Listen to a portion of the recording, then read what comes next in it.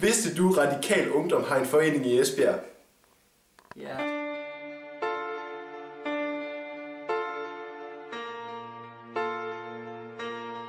Vi mødes hver anden onsdag. Vil du være med?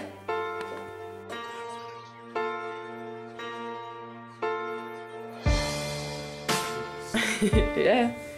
Men jeg tænker, det er jo, altså, det må jo gerne være lidt skørt og rodet, når man sådan skal. Ved du, hvem Radikal Ungdom er? Det er så.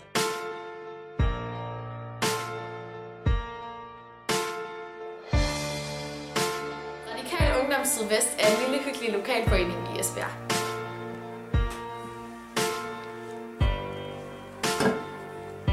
Klokken er 10:10, og vi har det godt.